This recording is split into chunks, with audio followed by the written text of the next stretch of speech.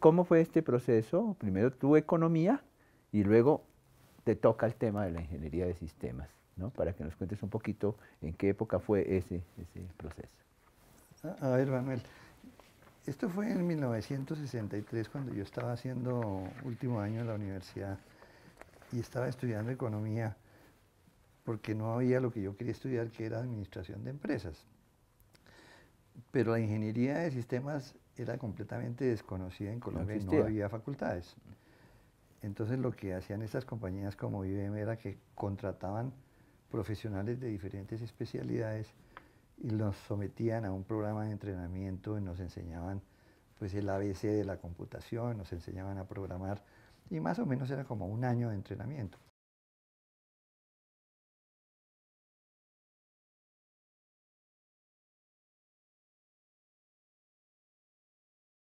Es muy interesante por dos razones.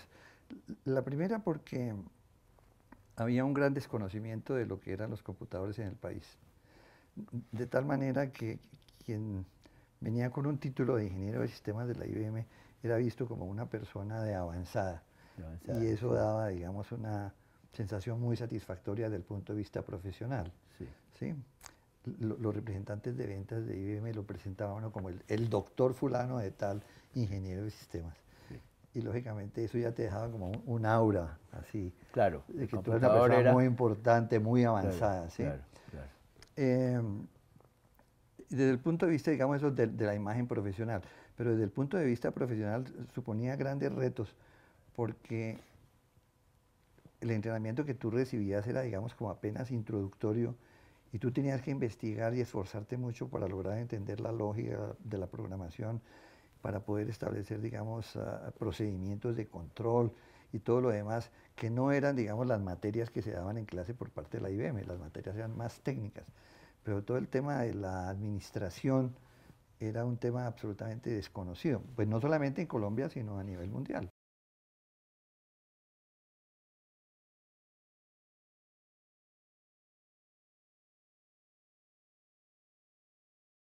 El tema de la programación, que en esas épocas ahora nos sale un poquito, pues viene el lenguaje máquina, viene el Fortran, el COBOL, después la programación estructurada, ¿te acuerdas? Y después tantas, desde la programación orientada a objetos ya moderna, etcétera.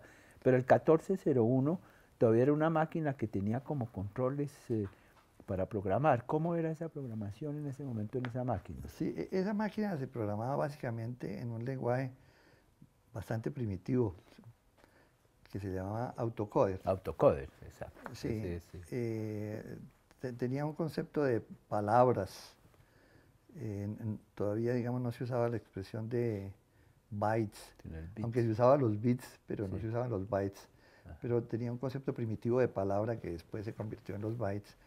Y tú tenías la posibilidad de ir hasta la memoria de núcleos con las teclas Con las teclas. y encender un núcleo o apagarlo. O Sí. sea, el poner el sí o el no, Así, bueno, el no, y on la o el off. lógica, sí. ¿Sí?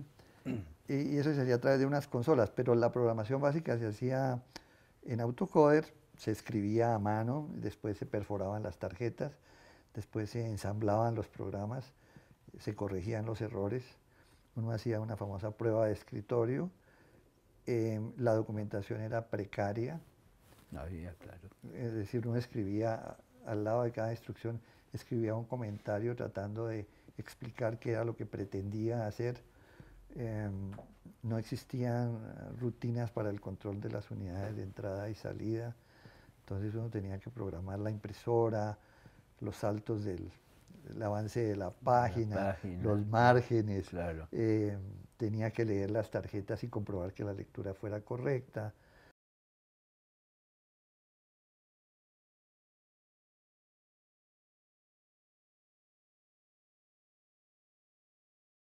Bueno, entonces entra y se encuentran con un mundo tecnológico, máquinas, software, programación, todo esto, pero la IBM está hacia los servicios de las empresas, al desarrollo de aplicaciones, a soluciones.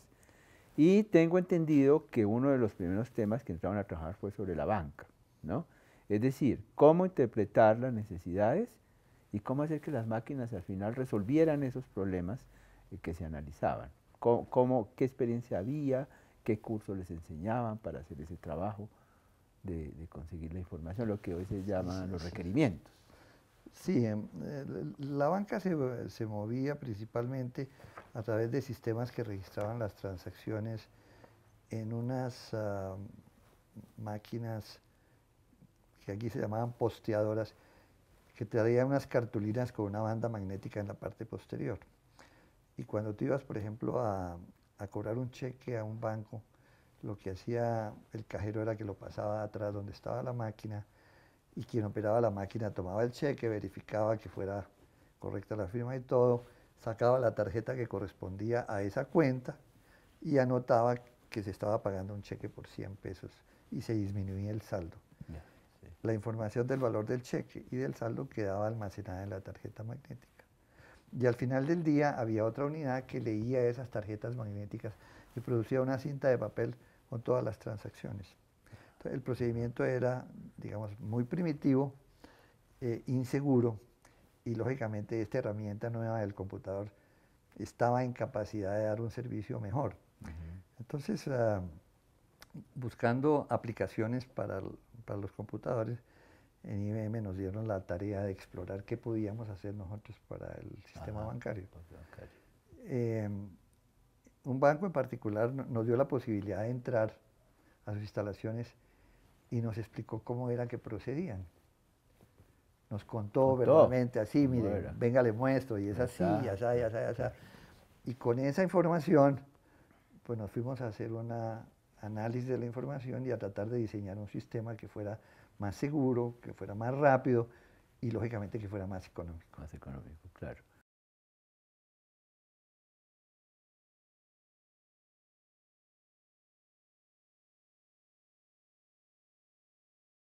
En esta historia hay dos pioneros, los técnicos, digamos, y los clientes que creyeron en esa nueva tecnología que no existía.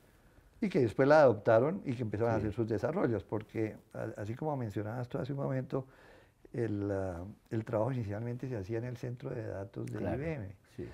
Pero en la medida que el cliente iba avanzando en el uso de la tecnología, pues quería hacerlo en su propia casa, y ahí fue cuando empezaban a comprar sus computadores pues ya propios, ya propios, a contratar sus programadores, sus desarrolladores, y hacer, pues digamos, el trabajo por su propia cuenta.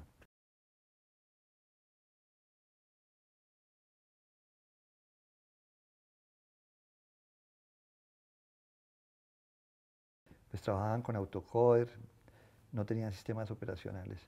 Y vino una gran revolución unos años después, que fue el sistema 360. Claro, para que fue una maravilla. Que tenía sistema operacional. Sistema operacional. El sistema operacional. El OS y el DOS, eran dos. Exactamente, el DOS para los equipos más pequeños y el OS para los equipos más robustos. Y ahí, lógicamente, muchas de las labores de control del equipo en sí y de sus unidades, pues pasaba por ese sistema operacional y le quitaban al programador toda esa trabajo que generaba, digamos, inseguridad, que podía generar errores, etc. Además, el sistema operacional hacía un uso mucho más eficiente de los recursos del equipo, de lo que hacíamos los programadores cuando lo programábamos individualmente. Fue un gran salto. Fue un gran salto. Importante. Y, digamos, vinieron avances muy importantes como la memoria virtual. Eso iba a decir, sí.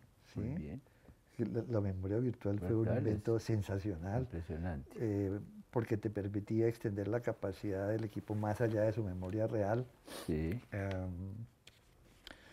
Todos los sistemas de paging que usábamos en esa época para ocupar y desocupar la memoria, ocupar y desocupar los discos y hacer, digamos, más eficientes el uso del procesador. En fin, fue un mundo de grandes revoluciones tecnológicas para nosotros. Digamos, los que veníamos de 1401 y veíamos la 360, decimos, wow, tremenda máquina. Tremenda máquina. Sí. Ya, digamos, en los 90 empezamos a hacer los primeros negocios de outsourcing, que era, digamos, como... el outsourcing. Sí, digamos, una vuelta del péndulo, cuando empezamos con el service bureau en los 60, donde le hacíamos el trabajo al cliente, y después en los 90 se devolvió el péndulo y volvíamos a hacer el trabajo, y ahora lo hacemos en la nube, se hace en la nube. Em, entonces, ya digamos, el punto fuerte de IBM sigue siendo para IBM la tecnología, creo yo, pero más que todo ahora es como el uso de la El uso, el tecnología donde servicio. IBM centra su éxito, Sí, en el entendimiento de las necesidades presentes y eventualmente futuras para desarrollar soluciones en las cuales los computadores son apenas, digamos, uno de los ingredientes, sí. pero más valioso es el talento. ¿Cómo se vivió eso dentro de la IBM, esa salida del PC? Y obviamente después la revolución que vino alrededor de eso, ¿no? Ese, digamos, es el resultado del avance de la industria de la computación, en el sentido de producir equipos mucho más veloces y mucho más capaces a menores precios. Entonces, cuando tú tienes, digamos, esa ecuación en que tú vendes una máquina grande por $1.000.000, por decir algo, Claro. y después empiezas a vender máquinas que vendes por $10.000, Sí, sí, tienes que ir, claro. digamos, a un sistema de distribución diferente, ¿sí? Porque no puedes tener la misma estructura comercial.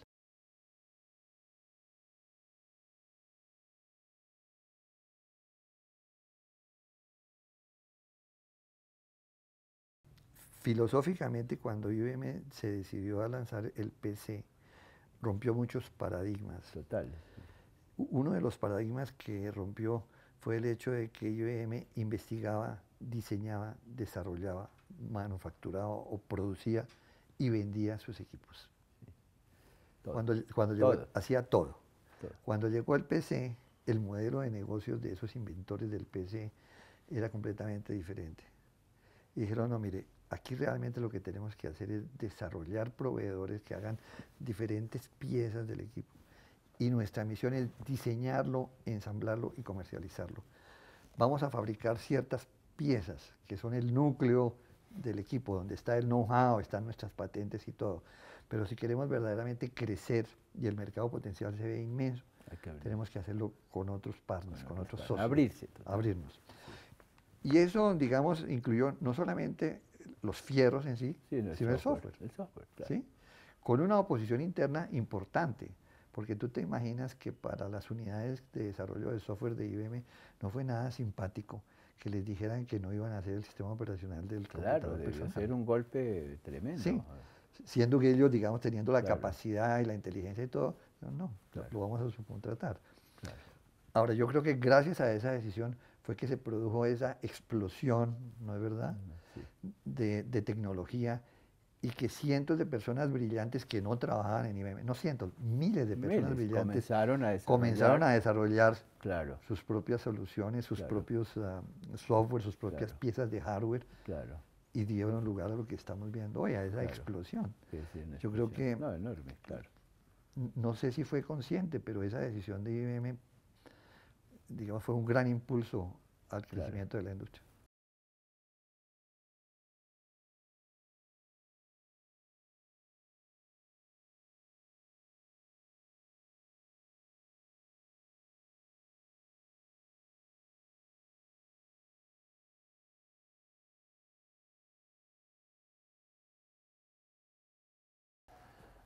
¿Y qué tan duro fue salir de IBM?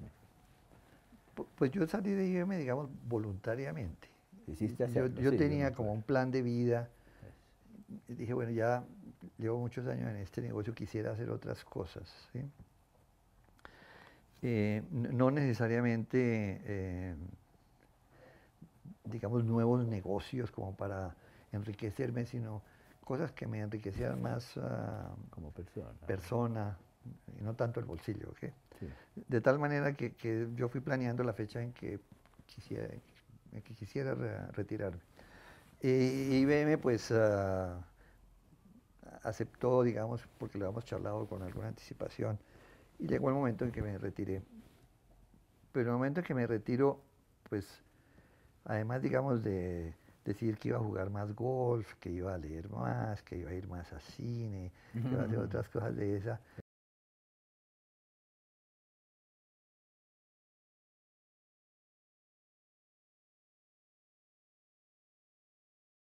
de Colsoft, que fue como el proceso que iniciaste de asociar las casas de software con una orientación de exportación. de eso me acuerdo. Sí, eso fue muy interesante. Esa, digamos, una parte de mi vida ha sido muy rica en experiencias, porque lógicamente hacer trabajo gremial, digamos, de tomar un gremio que estaba fraccionado, por no decir Fraccionado, desarticulado, ¿no es verdad? Y tratar de volverlo homogéneo, de ayudarle a descubrir las inmensas posibilidades que tenía internacionalizándose y las posibilidades que tenía acá, fue muy interesante. Ahora es un trabajo, digamos, no remunerado, No, ¿no es verdad? totalmente. Es más que todo uno hace por quijotismo, pero Quijotismo. alguien tiene que hacerlo, ¿no es Claro, verdad? claro. Y cuando llegamos a la decisión de unir Indusoft y Fedecolsoft, Y Fede Colsoft, sí, pues no fue muy fácil, sí, pero definitivamente el país necesitaba un gremio más fuerte. claro.